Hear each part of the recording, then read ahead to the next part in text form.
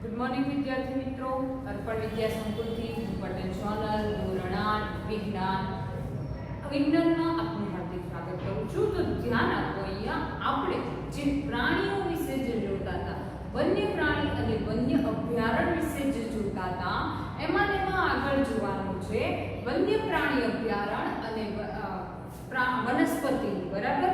તો એની અંદર આપણે જોઈએ કે આજનો પ્રશ્ન છે વન નાબૂદીના કારણો જણાવો, પરિણામો જણાવો। તો અત્યાર સુધી આપણે જે વન નાબૂદીનું જેટલું બી જોયું એ બધું આમાં લખી નાખવાનું। ખ્યાલ આવ્યો? જમીનનું ધોવાણ, વરસાદમાં ઘટાડો, કાર્બન ડાયોક્સાઇડના પ્રમાણમાં વધારો, જે કાંઈ બી આપણે અત્યાર સુધીમાં જેટલા બી પ્રશ્નો જોયા એની અંદર જે પોઈન્ટ આવે છે એ આમાં લખી નાખવાનું। 4 માર્ક્સનો મુદ્દાસર પ્રશ્ન છે। ખ્યાલ આવી ગયો?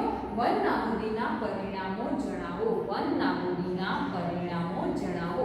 તો આ જે 4 માર્ક્સમાં છે એમાં તમારે બધું મિલીને લખી નાખવાનું, કંઈ જ બાકી રાખવાનું નહીં। ખ્યાલ આવ્યો? જે યાદ આવે બધું લખી નાખવાનું। જોઈએ આપણે ભણેલા છીએ વાતાવરણમાં કાર્બન ડાયોક્સાઇડના સ્તરમાં વધારો થાય છે, આવી ગયું છે। પૃથ્વીના તાપમાનમાં વધારો થાય છે, વરસાદમાં ઘટાડો થાય છે અને દુષ્કાળ આવે છે। વરસાદમાં ઘટાડો થાય તો દુષ્કાળ આવે, વરસાદમાં વધારો થાય તો લીલો દુષ્કાળ અને પૂર જેવી સ્થિતિ સર્જાય। ખ્યાલ આવ્યો? જમીનનું ધોવાણ વધે છે અને જમીનની ફળદ્રુપતા ઘટે છે। જમીનનું ધોવાણ વધે છે અને જમીનની ફળદ્રુપતા ઘટે છે। ફળદ્રુપ જમીન રણમાં ફેરવાય છે, ફળદ્રુપ જમીન રણમાં ફેરવાય છે। જમીનની પાણી સંગ્રહ ક્ષમતામાં ઘટાડો થાય છે। શું થાય છે? જમીનની પાણી સંગ્રહ ક્ષમતા, જે પાણીને સંગ્રહ કરી રાખવાની જે ક્ષમતા છે એ ક્ષમતામાં ઘટાડો થાય છે। જમીનના પોષક તત્વોમાં ઘટાડો અને બંધારણ પર વિપરીત અસર થાય છે। જમીનના પોષક તત્વોમાં ઘટાડો અને બંધારણ પર વિપરીત અસર થાય છે। વન્ય પ્રાણીઓના નિવાસ દૂર થતા, વન્ય પ્રાણીઓના નિવાસ દૂર થતા તેમનું અસ્તિત્વ ભયમાં મુકાય છે। તેમનું અસ્તિત્વ શું થાય છે? ભયમાં મુકાય છે। તો આ બધું આપણે આગળ જોયું છે, આને સમજાવવાની જરૂર નથી, પણ ફરી એક વખત યાદ કરાવી દઉં કે કાર્બન ડાયોક્સાઇડના પ્રમાણમાં વધારો થાય છે। કાર્બન ડાયોક્સાઇડમાં વધારો થાય એટલે પૃથ્વીના તાપમાનમાં વધારો થાય છે અને તમે આમાં એમ પણ લખી શકો કે ગ્લોબલ વોર્મિંગ જેવી સમસ્યા સર્જાય છે। વરસાદમાં ઘટાડો અને દુષ્કાળ આવે છે। વરસાદમાં ઘટાડો અને દુષ્કાળ આવે છે। વરસાદમાં શું થાય છે? ઘટાડો અને શું આવે છે? તો કે દુષ્કાળ। વરસાદમાં ઘટાડો થાય છે અને દુષ્કાળ આવે છે। શું આવે છે? દુષ્કાળ આવે છે। હવે એ દરેકને જમીનનું ધોવાણ થાય અને ફળદ્રુપતામાં ઘટાડો થાય। જમીનનું ધોવાણ વધે અને ફળદ્રુપતામાં ઘટાડો થાય। ફળદ્રુપ જમીન રણમાં ફેરવાય જાય, ફળદ્રુપ જમીન રણમાં ફેરવાય જાય। પાણીની જે સંગ્રહ કરી રાખવાની જે ક્ષમતા છે એ ક્ષમતામાં ઘટાડો થાય છે। જમીનના પોષક તત્વોમાં ઘટાડો અને બંધારણ પર વિપરીત અસર થાય છે। વન્ય પ્રાણીઓના નિવાસ દૂર થતા તેમનું અસ્તિત્વ ભયમાં મુકાયું છે। વન્ય પ્રાણીઓ છે એમનું નિવાસ એટલે કે એમનું રહેઠાણ દૂર થતું એટલે કે દૂર થઈ ગયું તો શું થયું? તો કે દૂર થતા તેમનું જે અસ્તિત્વ છે એ ભયમાં મુકાયું છે। ખ્યાલ આવ્યો દરેકને? હવે નવો પ્રશ્ન આવે છે, નવો પોઈન્ટ છે આખો કાગળનું રિસાયકલ। કેમ કાગળનું રિસાયકલ કરવું પડે છે? તો કે જે આ કાગળ છે એ કાગળ શેમાંથી બને છે? આપણને ખબર છે શેમાંથી બને છે? તો કે કાગળ લાકડામાંથી બને છે। શેમાંથી બને છે? કાગળ લાકડામાંથી બને છે। કાગળ શેમાંથી બને છે? લાકડામાંથી કાગળ બને છે। પણ કાગળના જે કારખાનાઓ બનાવવાના છે એ કેવા સ્થળોએ સ્થાપેલા હોય? તો જ્યાં આગળ પુષ્કળ પ્રમાણમાં પાણી મળી રહેતું હોય, પુષ્કળ પ્રમાણમાં પાણી મળી રહેતું હોય તેવા સ્થળોએ કાગળની સ્થાપના કરવા, એટલે કે કાગળના ઉદ્યોગ એટલે કે જે કારખાનાઓ છે એની સ્થાપના કરેલી હોય છે। પાણી વગર કાગળ બનવું બહુ મુશ્કેલ છે, કારણ કે કાગળ બનાવવા માટે પુષ્કળ પાણી જોઈએ। ખ્યાલ આવ્યો વૃક્ષોને કટ કરવામાં આવે છે અને પુષ્કળ પાણી જુએ છે. તો આપણે એ કાગળના રિસાયકલ વિશે જોવાનું છે. તો આપણો પ્રશ્ન છે કાગળના રિસાયકલિંગની આવશ્યકતા સમજાવો. એટલે કે કાગળનું રિસાયકલ શા માટે કરવું જોઈએ, કે તેનો ફરીથી ઉપયોગ શા માટે કરવો જોઈએ. ખ્યાલ આવ્યો? આપણે જે વૃક્ષો છે એ વૃક્ષોને કાપીએ છીએ અને એમાંથી કાગળ બને છે અને કાગળનો યુઝ કરી અને તેને ફેંકી દઈએ, કચરામાં નાખી દઈએ તો વૃક્ષો કટિંગ વધી જાય. પણ આપણે રિસાયકલ કરીએ કે કાગળનો ઉપયોગ થયો, પસ્તીવાળાને આપી દઈએ છીએ અને પસ્તીવાળા કારખાનાઓમાં લઈ આવે, ફરીથી તેનો કાગળ બને, એટલે ત્યાં વૃક્ષો ઓછા કપાય. ખ્યાલ આવ્યો? એટલે કાગળનું રિસાયકલિંગ કરવું પડે છે. તો કાગળના રિસાયકલિંગની આવશ્યકતા સમજાવો. તો એની અંદર આપણે જોઈએ કાગળ આપણી રોજિંદી જીવનશૈલીમાં ઉપયોગી ઉત્પાદન છે. આપણી રોજિંદી જીવનશૈલી, આપણે ઉઠીએ ત્યારથી સૂઈએ ત્યાં સુધીમાં 1-2 વખત તો કાગળનો ઉપયોગ થાય છે. તમે સ્ટુડન્ટ છો તો સ્ટુડન્ટને તો કાગળ સાથે જ અત્યારે લેવા દેવા છે, બીજા કોઈ સાથે નહીં. કેમ? તો કે પુસ્તક કાગળ હોય છે એમાં, બરાબર? તો એ કાગળ, તમે લખો છો તો કાગળ, ન્યૂઝપેપર કાગળ, ઘણી બધી ઉપયોગી જીવનશૈલીઓ બને. મીન્સ કે કાગળ જે રહ્યો એ આપણા માટે ઘણો ઉપયોગી છે. ખ્યાલ આવ્યો? આપણા માટે રોજિંદી જીવનશૈલીમાં ઉપયોગી ઉત્પાદન છે. હવે તમારી વાત કરીએ તો તમારી જોડે કાગળ કેટલા છે? કેટલા વિષય તમારા? તો મેડમ 7 વિષય. 7 વિષય, 7 વિષયના 7 ચોપડા, એટલે કે જે ચોપડી છે, બરાબર? એ ચોપડી જે 7 વિષયની આપણે લખવા માટેની બુક બનાવી છે. ક્લાસવર્ક અને હોમવર્કની પાછી અલગ બનાવીએ. તો એવી રીતના વ્યાકરણની અલગ, નિબંધ પોથી, આ બધું જે અલગ અલગ આવે છે એમાં કેટલું કાગળનો ઉપયોગ થાય છે.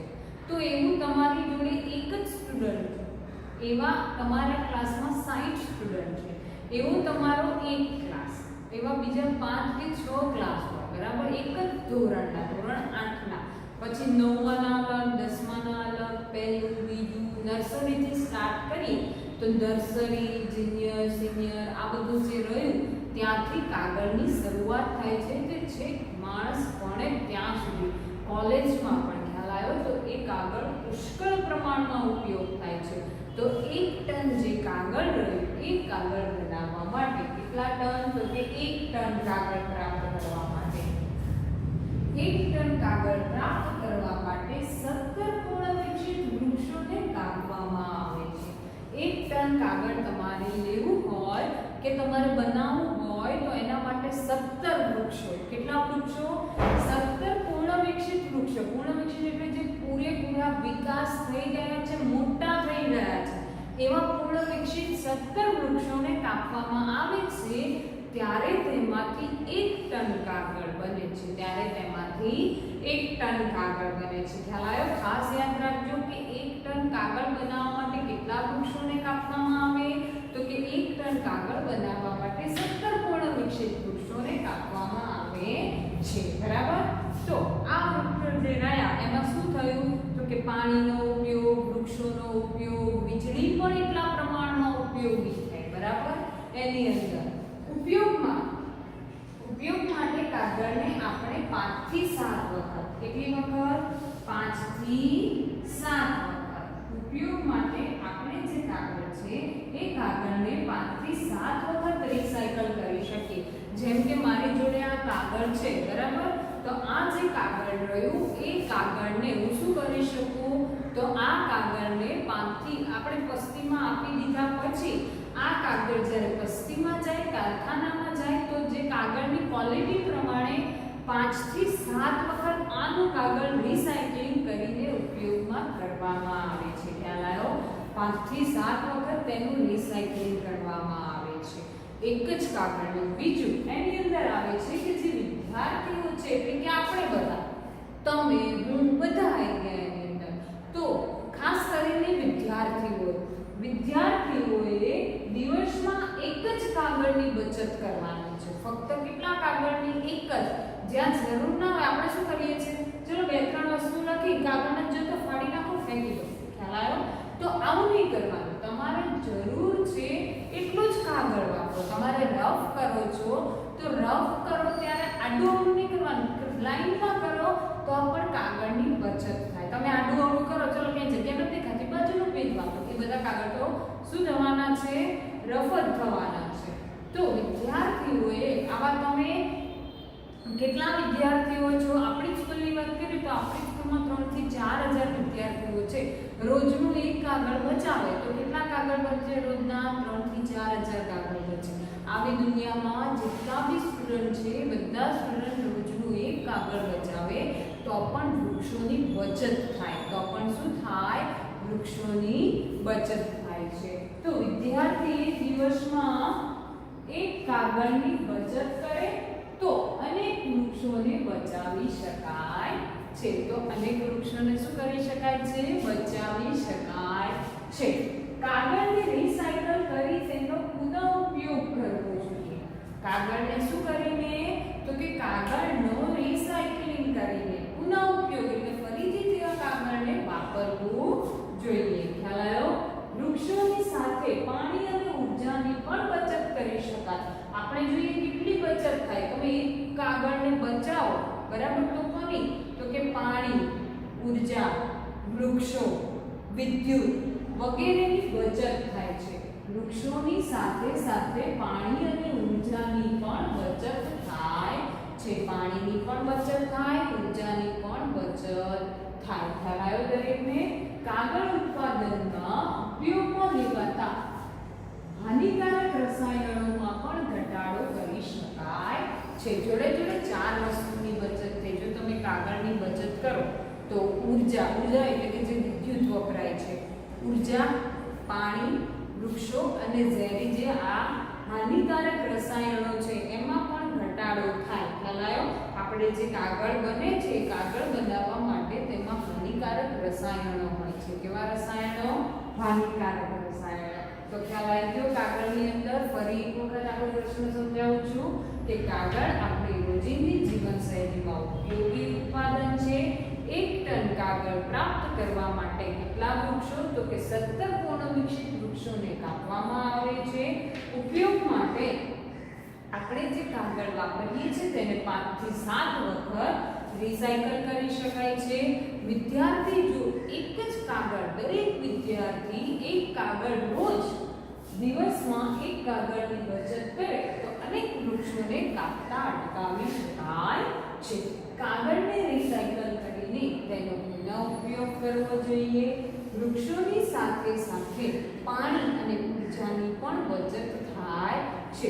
વૃક્ષો કાગળ ઉત્પાદનમાં ઉપયોગમાં લેવાતા જે હાનિકારક રસાયણો છે તે રસાયણોમાં પણ શું થાય છે? તો કે તે રસાયણોમાં પણ ઘટાડો કરી શકાય છે. તે રસાયણોમાં પણ શું કરી શકાય છે?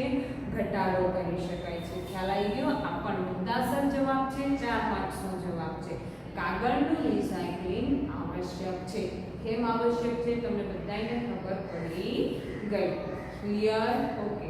હવે પછીનો પ્રશ્ન આવે છે કે વન કટાઈ એટલે શું? તેનાથી થતું નુકસાન કેવી રીતે પૂરું કરી શકાય છે? વન કટાઈ પ્રશ્ન ખાસ સમજજો. હવેનો પ્રશ્ન છે વન કટાઈ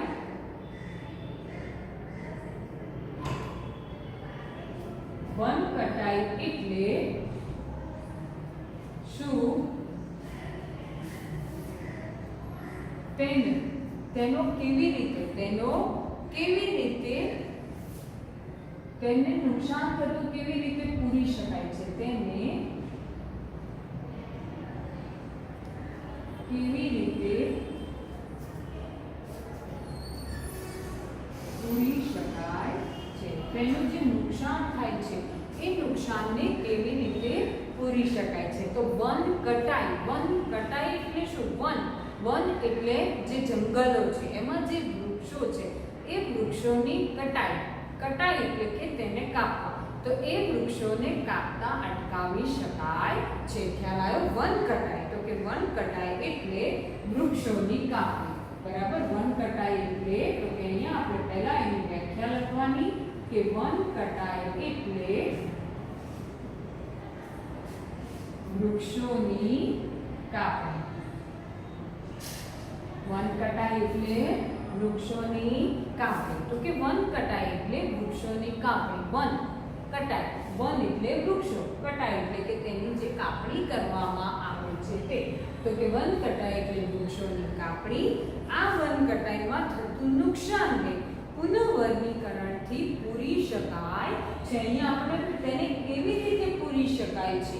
તો કે પુનઃવનીકરણ કરીને. શું કરીને? પુનઃવનીકરણ કરીને તેને પૂરી શકાય છે.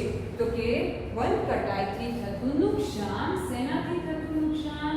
તો કે વન કટાઈથી થતું જે નુકસાન છે, થતું નુકસાન પુનઃવનીકરણથી પૂરી શકાય છે. વન કટાઈથી થતું નુકસાન પુનઃવનીકરણથી પૂરી શકાય છે. પુનઃવનીકરણનો ઉદ્દેશ કાપવામાં આવેલા જે વૃક્ષો છે એ વૃક્ષોની ઘટ પૂરી કરવા નવા વૃક્ષોની રોપણી કરવી. પુનઃવનીકરણ એટલે શું? તો કે પુનઃવનીકરણનો જે મતલબ છે કે પુનઃવનીકરણ એટલે કાપવામાં આવેલા વૃક્ષોને શું કરવાનું છે? તો જે વૃક્ષો કાપવામાં આવેલા છે, કાપવામાં આવેલા વૃક્ષોને શું કરવાનું? તો કે કાપવામાં આવેલા વૃક્ષોની ઘટ પૂરી કરવા માટે, વૃક્ષોની ઘટ પૂરી કરવા માટે નવા વૃક્ષોને રોપવા. નવા વૃક્ષોને રોપવા. ચાલાયો. તો પુનઃવનીકરણ એટલે તો કે જે વૃક્ષો કાપવામાં આવ્યા છે એ વૃક્ષોને ફરીથી એની જે ઘટ પડી છે એ વૃક્ષોને ફરીથી નવા રોપવા. ચાલાયો. તો કે પુનઃવનીકરણ એટલે કાપવામાં આવેલા વૃક્ષોની ઘટ પૂરી કરવા માટે નવા વૃક્ષોને રોપવા. આને કહેવાય પુનઃવનીકરણ. તો નેક્સ્ટ આવે છે, આપણે જેટલા વૃક્ષો કાપીએ છીએ એટલા જ વૃક્ષો ઉગાડવા જોઈએ. આપણે શું કરીએ છીએ? તો કે આપણે જેટલા વૃક્ષોને કાપીએ છીએ તેટલા જ નવા વૃક્ષો ઉગાડવા જોઈએ. આપણાથી બને તેટલા આપણે વૃક્ષો, ચાલો તમે એમ કહો ટીચર તમે કીધું હતું કે વૃક્ષો ઉગાડવા જોઈએ, મેં વૃક્ષ તો વાવી દીધું છે, પણ વાવી ખાલી વૃક્ષ રોપી દેવાથી નહીં, પણ તેનું જતન પણ કરવું જોઈએ. તેને પાણી આપવું જોઈએ, ખાતર આપવું જોઈએ. ખ્યાલ આવ્યો? ટાઈમ ટુ એમને સૂર્યપ્રકાશ મળી રહેવો જોઈએ. કોઈ પ્રાણીથી રક્ષણ આપવું જોઈએ. ગાય કે ભેંસ કે ઘેટા બકરા તેને ખાઈ ન જાય તેનું ધ્યાન રાખવું જોઈએ. તેની શોર્ટમાં તેની જાળવણી કરવી જોઈએ. શું કરવી જોઈએ? તેની જાળવણી કરવી જોઈએ. ખ્યાલ આવી ગયો દરેકને? તો કે વૃક્ષને ખાલી વાવવું નહીં, આપણે જેટલા વૃક્ષો કાપીએ તેટલા વૃક્ષો ઉછેરવા જોઈએ. આપણે જેટલા વૃક્ષો કાપીએ છીએ આપણે શું કરીએ છીએ?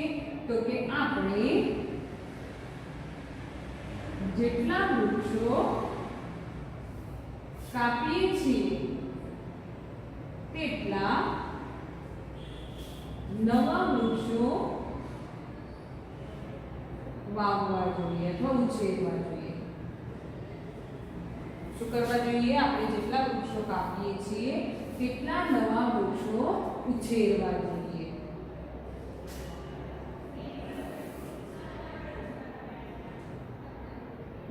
આપણે જેટલા વૃક્ષો કાપીએ છીએ તેટલા વૃક્ષો ઉછેરવા જોઈએ.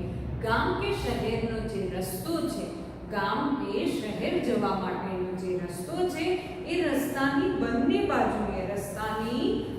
બાજુએ જે ફાજલ પડી રહેલી જગ્યા છે એ જગ્યામાં વૃક્ષો વાવવા જોઈએ. આપણે ગામ કે શહેર છે એ જવા માટેનો જે રસ્તો છે, જે રોડ છે, એ રોડની બંને બાજુએ જે જગ્યા ફાજલ પડી રહી છે, ઉપયોગમાં નથી આવતી તેવી જગ્યા પર વૃક્ષો વાવવા જોઈએ. અને બીજું, રસ્તાને અલગ કરવા માટે જે ડિવાઈડર બનાવવામાં આવ્યું છે રસ્તાની વચ્ચે, એ ડિવાઈડર પર પણ વૃક્ષો વાવવા જોઈએ. ખ્યાલ આવી ગયો? ડિવાઈડર પર પણ વૃક્ષો વાવવા જોઈએ. તો કે ગામ કે શહેરના રસ્તાની બંને બાજુએ અને રસ્તાની વચ્ચે જ્યાં ફાજલ જગ્યા પડી રહી છે ત્યાં વૃક્ષો વાવવા જોઈએ. કેવા સ્થળોએ?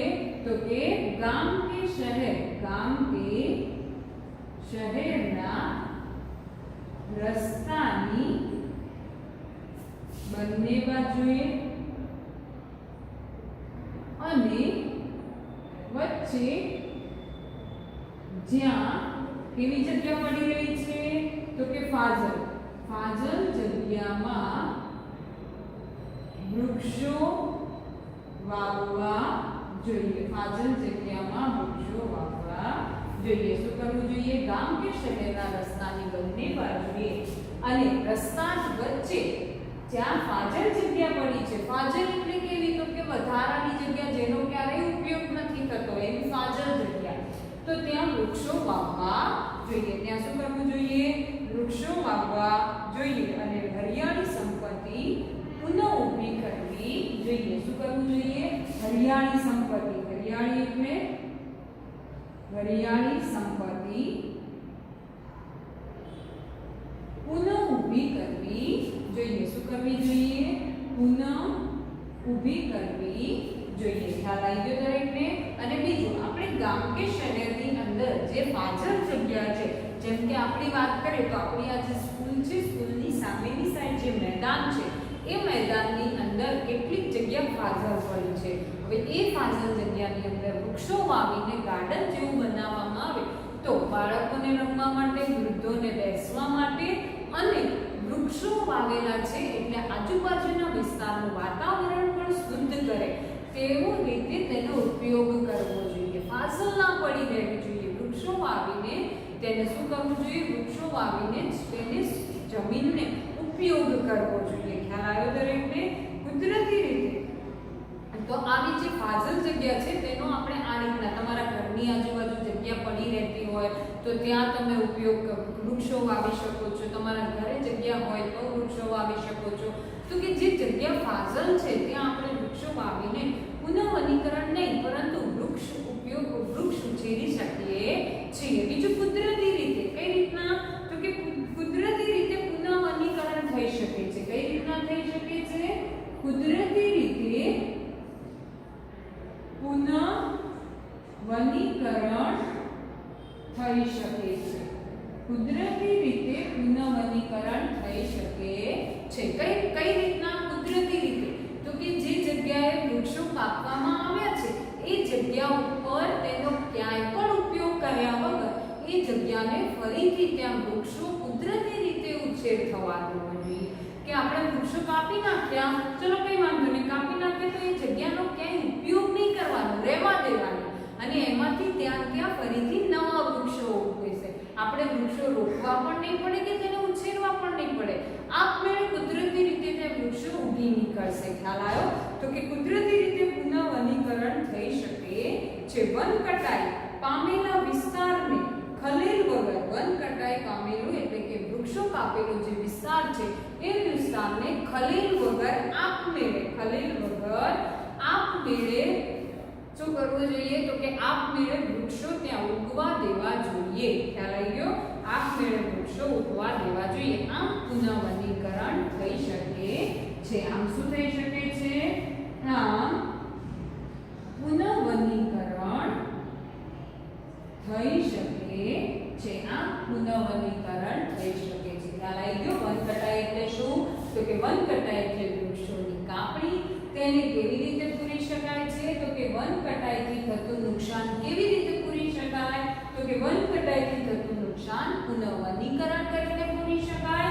પુનઃવનીકરણ એટલે કે કાપવામાં આવેલા જે વૃક્ષો છે એ વૃક્ષોની ઘટ પૂરી કરવા માટે નવા વૃક્ષોને રોપવા. આપણે જેટલા વૃક્ષો કાપીએ છીએ તેટલા જ વૃક્ષો નવા ઉછેરવા જોઈએ. ગામ કે શહેરના રસ્તાની બંને બાજુએ અથવા જે વચ્ચે ફાજલ પડેલી જે જગ્યા છે, વચ્ચે અથવા ફાજલ પડેલી જે જગ્યા છે એ જગ્યાઓમાં વૃક્ષો વાવીને હરિયાળી સંપત્તિ પુનઃ ઊભી કરવી જોઈએ. અને છેલ્લું, કુદરતી રીતે પુનઃવનીકરણ થઈ શકે છે. કઈ રીતના? કુદરતી રીતે. તો કે વૃક્ષોને આપણે શું કરવું જોઈએ? તો કે વન કટાઈ પામેલો જે વિસ્તાર છે એ વન કટાઈ પામેલા વિસ્તારને કોઈ પણ ખલેલ વગર રહેવા દેવો જોઈએ અને ત્યાં આપમેળે વૃક્ષો ઉગવા દેવા જોઈએ. આમ પુનઃવનીકરણ થઈ શકે છે. તો અહીંયા આપણો આજનો ટોપિક પૂરો થયો. વનના પુદીના કયા પરિણામો જોયા, કાગળનું રિસાયકલિંગ જોયું અને વન કટાઈ જોયું. ખ્યાલ આવી ગયો દરેકને? તમે મને સાંભળ્યું એ બદલ થેન્ક યુ.